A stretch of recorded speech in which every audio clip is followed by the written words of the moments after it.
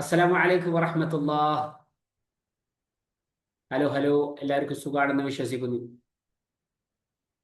ഇന്ന് ഞാൻ നിങ്ങളുമായിട്ട് ചർച്ച ചെയ്യാൻ പോകുന്ന ഒരു ടോപ്പിക് എന്ന് പറയുന്നത് പ്രവാചക ദർശനത്തിന്റെ 30 വർഷങ്ങൾ അഥവാ ഖുലഫാ ഉർ റാഷിദീൻ എന്ന സുവർണ കാലഘട്ടത്തെക്കുറിച്ചാണ്.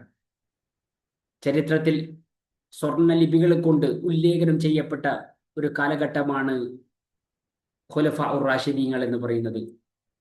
ഞാൻ വിഷയത്തിലേക്ക് കടക്കുന്നതിന് മുന്നേ ആരെങ്കിലും ഈ ചാനൽ സബ്സ്ക്രൈബ് ചെയ്തിട്ടില്ലെങ്കിൽ സബ്സ്ക്രൈബ് ചെയ്യുക, ബെൽ ഐക്കൺ ക്ലിക്ക് ചെയ്യുക.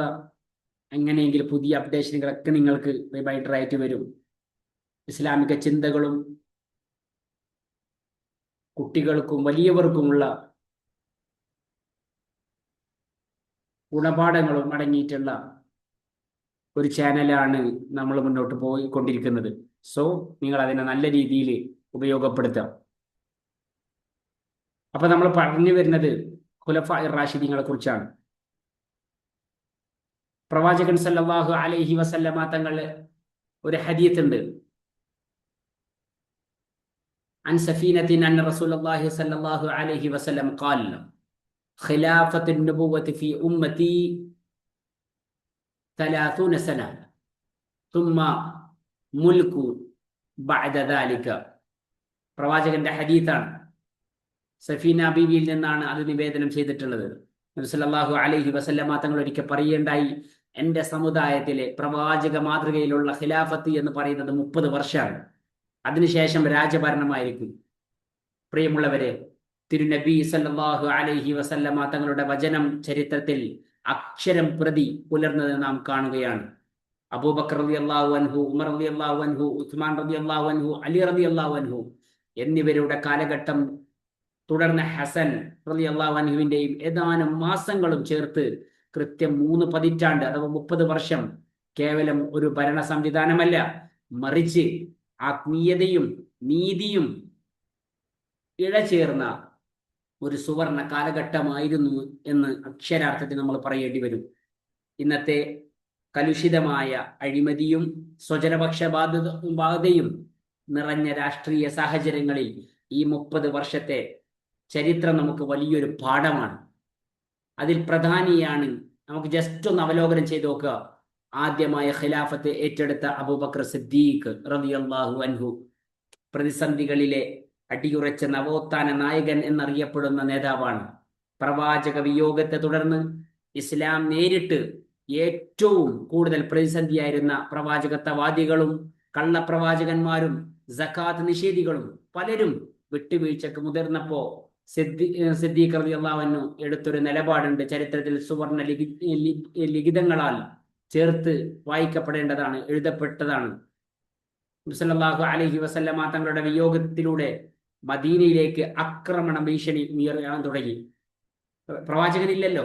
സൈന്യത്തെ ഉസാമ റളിയല്ലാഹു അൻഹുയുടെ നേതൃത്വത്തിൽ സിറിയയിലേക്ക് അയക്കാൻ തീരുമാനിച്ചപ്പോ പ്രമുഖ സ്വഹാബികൾ പോലും അതിനെ എതിർക്കുകയുണ്ടായി. എന്നാൽ അബൂബക്കർ റളിയല്ലാഹു അൻഹു പറഞ്ഞു, തിരുനബി സല്ലല്ലാഹു അലൈഹി വസല്ലമ കൽപ്പിച്ച് കൊടുത്ത ഒരു പതാക ഞാൻ താഴെ ഒരിക്കലും ഇറക്കില്ല എന്ന്. മദീനയെ പട്ടിണി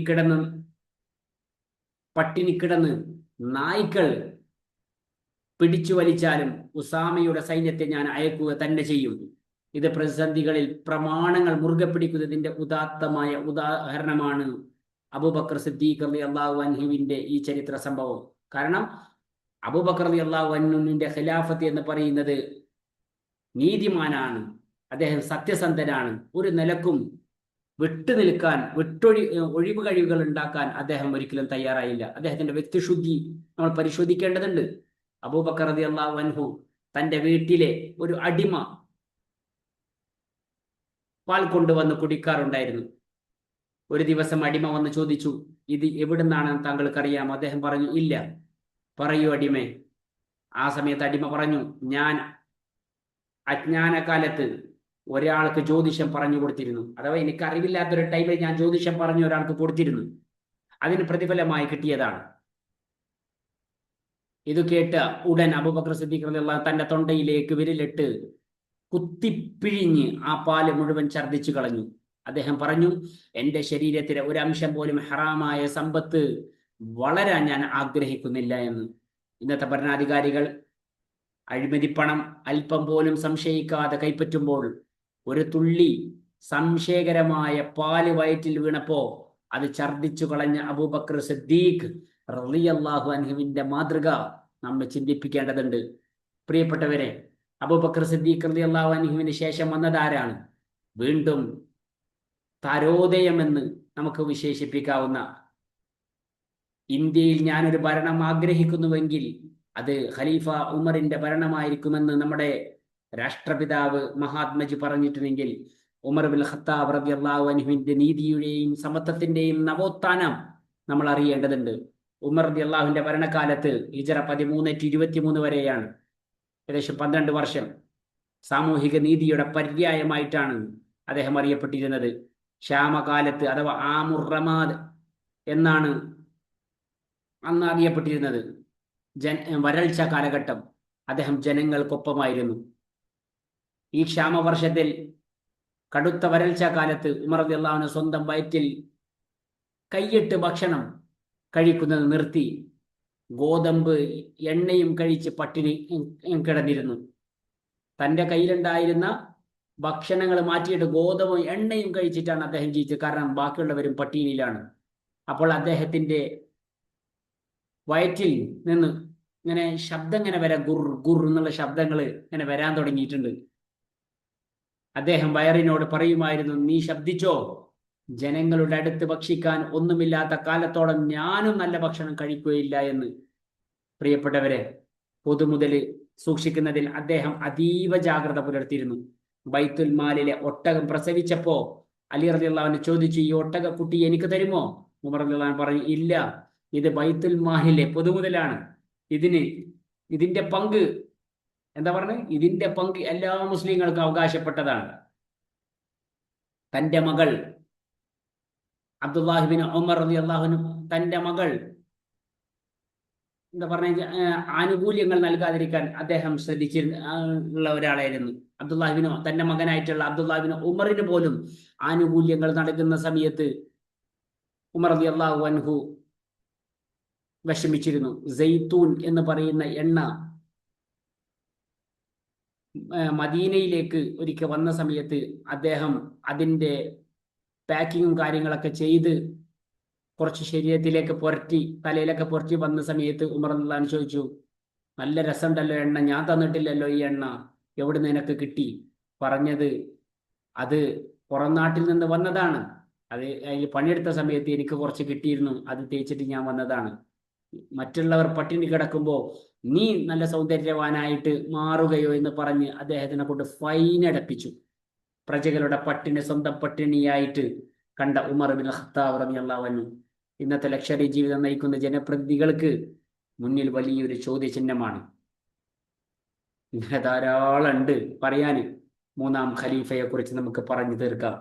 ഉസ്മാൻ ബിൻ അഫ്ഫാൻ റളിയല്ലാഹു അൻഹു ത്യാഗത്തിന്റെയും ഗ്രന്ഥ സംരക്ഷണത്തിന്റെയും നവോത്ഥാന നായകൻ എന്നറിയപ്പെടുന്ന നേതാവ്.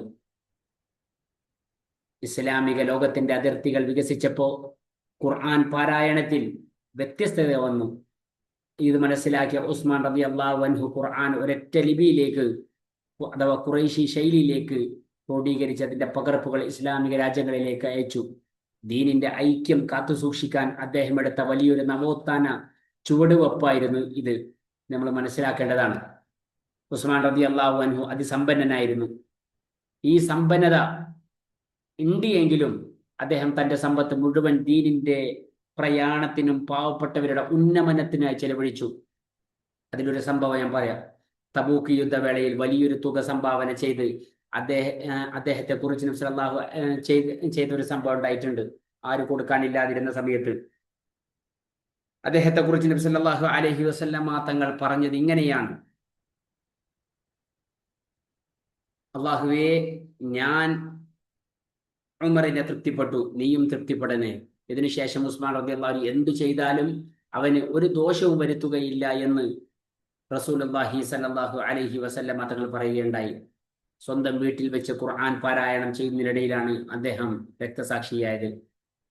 സമ്പത്ത് സ്വന്തം സുഖലോലുപതക്ക് ഉപയോഗിക്കേണ്ടതല്ല, ദീനിന്റെ സംരക്ഷണത്തിനായി വിനിയോഗിച്ച് മുന്നോട്ട് പോകേണ്ടതാണ് എന്ന് ഉസ്മാൻ റളിയല്ലാഹു അൻഹു സമ്പത്തിന്റെ യഥാർത്ഥ ഉടമാവകാശം എന്തെന്ന് നമ്മെ പഠിപ്പിക്കുന്നുണ്ട്. അവസാനമായിട്ട് നമ്മളെല്ലാവരും ഓർക്കുന്ന പ്രവാചകൻ സല്ലല്ലാഹു അലൈഹി വസല്ലമ തങ്ങളുടെ മരുമകൻ അലി റളിയല്ലാഹു അൻഹുവിനെ കുറിച്ച് നമ്മൾ മനസ്സിലാക്കേണ്ടതുണ്ട്.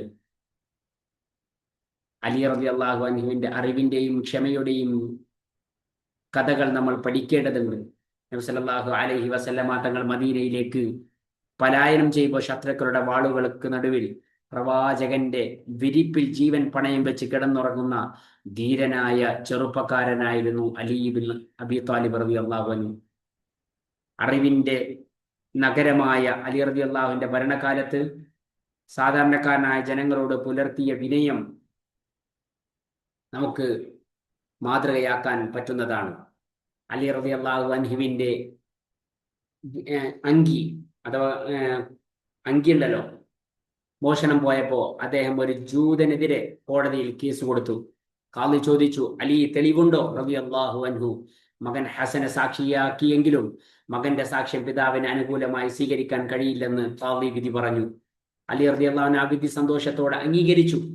ഭരണാധികാരിയാണെങ്കിലും നോക്കൂ നിങ്ങൾ, ഭരണാധികാരിയാണെങ്കിലും നീതിപീഠത്തിന് മുന്നിൽ എല്ലാവരും തുല്യരാണ് എന്ന് അദ്ദേഹം തെളിയിച്ചു. ഇവിടെ നമ്മൾ മനസ്സിലാക്കേണ്ട കാര്യം എന്താ വെച്ചാൽ, നിയമവ്യവസ്ഥക്ക് അതീതനായിട്ട് ഒരാളുമില്ലെന്ന് സ്വന്തം ജീവിതത്തിലൂടെ കാണിച്ചു തന്ന അലി ഇബ്നു അബി ത്വാലിബ് റളിയല്ലാഹു അൻഹുവിന്റെ മാതൃക. നിയമം കയ്യിലെടുക്കുന്ന ഇന്നത്തെ ഭരണാധികാരികൾക്ക് വലിയൊരു പാഠമാണ് അലി റളിയല്ലാഹു അൻഹുവിന്റെ സംഭവം. പ്രിയമുള്ളവരെ, ഈ 30 വർഷത്തെ ഖുലഫാ റാഷിദീങ്ങളുടെ കാലഘട്ടം അവസാനിച്ചെങ്കിലും അവർ കാണിച്ചിരുന്ന പാഠങ്ങൾ ഇന്നും പ്രസക്തമാണ്. ഇന്ന് ലോകത്ത് ധാർമ്മികതയുടെ വലിയ തകർച്ചയാണ് നമ്മൾ കണ്ടുകൊണ്ടിരിക്കുന്നത്. ഈ സമയത്ത് കൂടുതൽ ചിന്തിക്കാൻ, മനസ്സിലാക്കാൻ, ഇംപ്ലിമെന്റേഷൻ ചെയ്യാൻ നമ്മൾ തയ്യാറാകേണ്ടതുണ്ട്. രാഷ്ട്രീയക്കാർ അഴിമതിയിൽ മുങ്ങിക്കുളിക്കുമ്പോൾ അബൂബക്കർ സിദ്ദീഖ് റളിയല്ലാഹു അൻഹു ഛർദ്ദിച്ചു കളഞ്ഞ ഹറാമിന്റെ കണികയെ കുറിച്ച് നമ്മൾ ഓർക്കണം. ജനങ്ങളുടെ നികുതിപ്പണം ദൂർത്തടിക്കുമ്പോൾ പട്ടിണി കിടക്കുന്ന ഉമർ ബിൻ ഖത്താബ് റളിയല്ലാഹു അൻഹുവിന്റെ വയറ്റിലെ ശബ്ദം നമ്മൾ കേൾക്കണം. സമൂഹത്തിൽ ഭിന്നതകൾ ഉണ്ടാകുന്ന സമയത്ത് ഉസ്മാൻ റളിയല്ലാഹു അൻഹു ഒരുക്കിയ ഖുർആൻ ഐക്യത്തെക്കുറിച്ച് നമ്മൾ ഓർക്കണം. നീതി നടപ്പാക്കേണ്ടവർ പക്ഷപാതം കാണിക്കുമ്പോൾ കോടതിയിൽ തോറ്റുകൊടുത്ത അലി ഇബ്നു അബി ത്വാലിബ് റളിയല്ലാഹു അൻഹുവിന്റെ നീതിബോധം നമുക്ക് വഴികാട്ടണം. നമുക്ക് ഈ മാതൃകകളാണ് ജീവിതത്തിൽ പകർത്താനുള്ളത്. നമ്മൾക്ക് ഈ മാതൃകകളാണ് നമ്മുടെ ജീവിതത്തിൽ കൊണ്ടുവരാനുള്ളത്. ഇങ്ങനെ നല്ലൊരു റോൾ മോഡലായിട്ട് വ്യക്തിയിലൂടെ, വീട്ടിലൂടെ, കുടുംബത്തിലൂടെ, സമൂഹത്തിലൂടെ, ലോകത്തിലൂടെ മാതൃകയാകുന്ന ഒരു വ്യക്തിയായിട്ട് മാറട്ടെ എന്ന് ഞാൻ ആശംസിക്കുകയാണ്. ഈ വാക്കുകളാണ് ഇന്നത്തെ ഒരു സന്ദേശമായിട്ടുള്ളത്. നിങ്ങൾക്ക് വിലപ്പെട്ട അഭിപ്രായങ്ങൾ കമന്റ് ചെയ്യാം. അത് നിങ്ങളുടെ ജീവിതത്തിൽ പകർത്താനുള്ള ഒരു തേരോട്ടമായിട്ട്, ഒരു വെളിപാടായിട്ട് എൻ്റെ വാക്കുകൾ മാറുമെങ്കിൽ ഞാൻ ധന്യനാണ്. ഞാൻ എൻ്റെ വാക്കുകൾ ഉപസംഹരിക്കുന്നു. അസ്സലാമു അലൈക്കും വറഹ്മത്തുള്ളാഹി വബറകാതുഹു.